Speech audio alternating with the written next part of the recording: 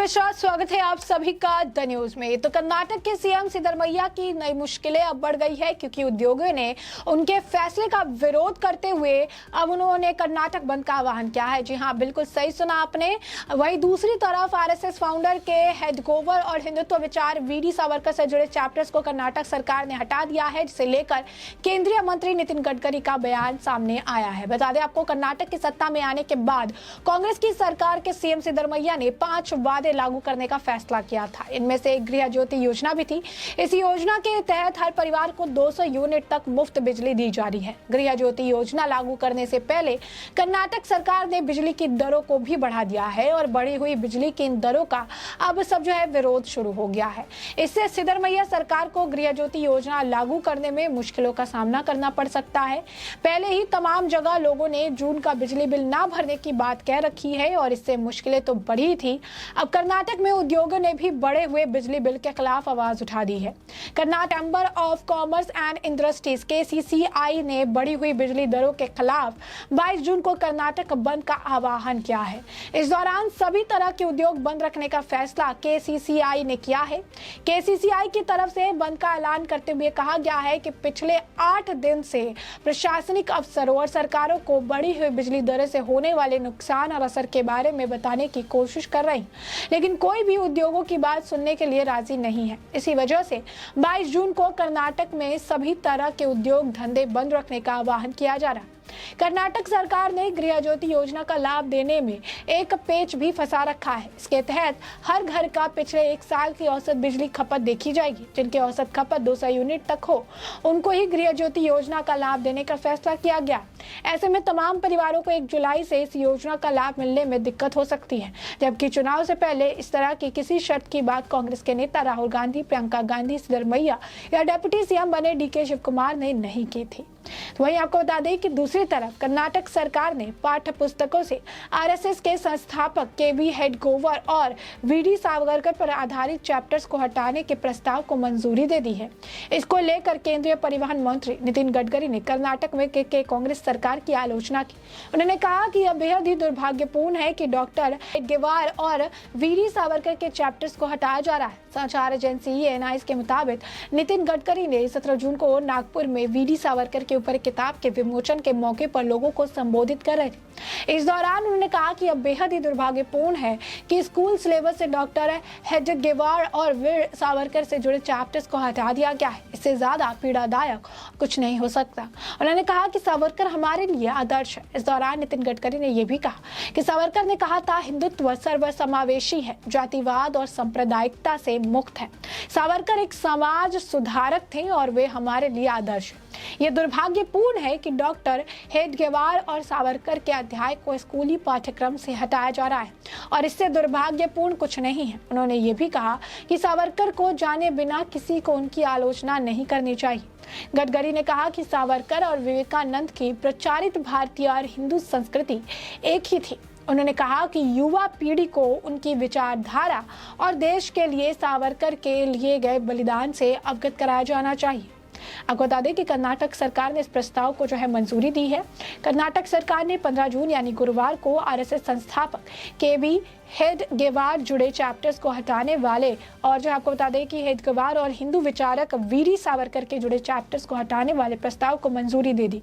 इससे पहले कर्नाटक के शिक्षा मंत्री मधु बगरप्पा ने भी इनसे जुड़े अध्यायों को हटाने की घोषणा की थी। उन्होंने कहा कि केवी हेडगेवार और वीडी सावरकर से जुड़े चैप्टर्स को हटा दिया गया है। जो भी बदलाव उन्होंने यानी बीजेपी सरकार ने किए थे हमने बदल दिया है। तब देखिए किस तरीके से सरकार बनने के बाद एक वॉर चल रहा है कि किसने क्या और कितना किया था और इसे किस तरीके से बदल कर हम अपनी सरकार के बारे में या हम अपनी सरकार की चला सकते हैं। और इसे ही लेकर लगातार बयानबाजी आपको बता दें कि हो रही है। लगातार अगर आप देखेंगे तो चीज़ें देखने के लिए मिल रही है और इसी की वजह से लगातार बयानबाजी का दौर भी देखने के लिए मिल रहा है। अब ऐसे में अगर आप देखेंगे तो दोनों तरफ चल रहा है। कर्नाटक सरकार अभी ये होड़ लगी है कि किसने अभी क्या चीज़ें कर दी है और किस तरीके से जो है उसे हम अपनी सरकार आने के बाद बदल देते हैं। बदलने के बाद हमारी यही जो है फॉरमोस्ट जिम्मेदारी है। लेकिन वही दूसरी तरफ जो लोगों से वादा किया था 200 फ्री यूनिट बिजली का, वो वादे वो पूरे नहीं कर रही हैं। आपको बता दें कि इस मामले को लेकर जिस तरीके से अब आपको बता दें कि KCC जो है आई द्वारा जो ये लेटर जारी करके 22 तारीख को कर्नाटक बंद का आह्वान किया गया है। इस मामले को लेकर बीजेपी द्वारा भी प्रतिक्रिया दी गई। बीजेपी नेता अमित मालविया ने ट्वीट करके लिखा कि Karnataka chamber of commerce and industries ने कर्नाटक बंद का आह्वान 22 जून को किया है।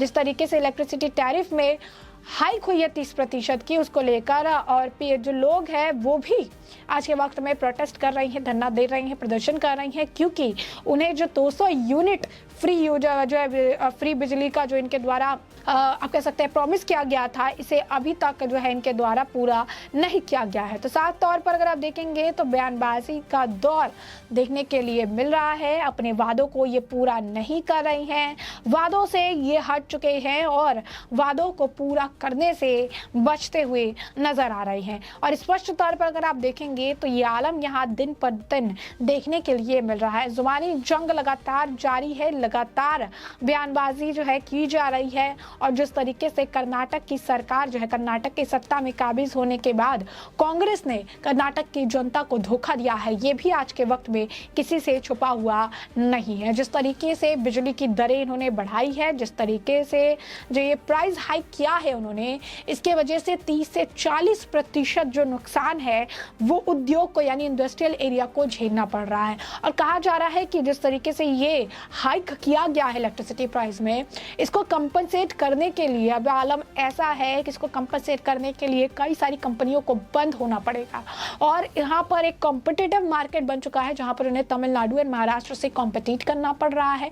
साथ ही साथ जिस तरीके की कंडीशन इस वक्त इन्होंने यानी कर्नाटक की कांग्रेस सरकार लेकर आई है, ऐसे में ये कहना गलत नहीं है कि आने वाले समय में कर्नाटक में इंडस्ट्रीज फुल नहीं सकती है और उन्हें बाहर जो है जाना पड़ेगा अपनी सिक्योरिटी पर्पस के लिए, अपने काम के लिए। और अगर इंडस्ट्रीज चली गई तो साफ तौर पर अनएम्प्लॉयमेंट यानी बेरोजगारी जो है कर्नाटक में बढ़ने लगेगी, क्योंकि ना काम रहेगा, ना काम चलने का आप कह सकते हैं, ना रोजगार रहेगा, लोग गरीब हो जाएंगे। और यहाँ पर जो यूनिट है, जो 200 यूनिट बिजली का जो इन्होंने वादा किया था, जिस वादे को कर करी सत्ता में चले आए हैं, उस 200 यूनिट बिजली को सिर्फ उस वादे को पूरा करने तक में जनता को कई सारे सेक्रीफाइसेस करने पड़ेंगे और बेरोजगारी की मार भी आने वाले समय में झेलनी पड़ेगी, इंडस्ट्रियल क्राइसिस भी झेलनी पड़ेगी।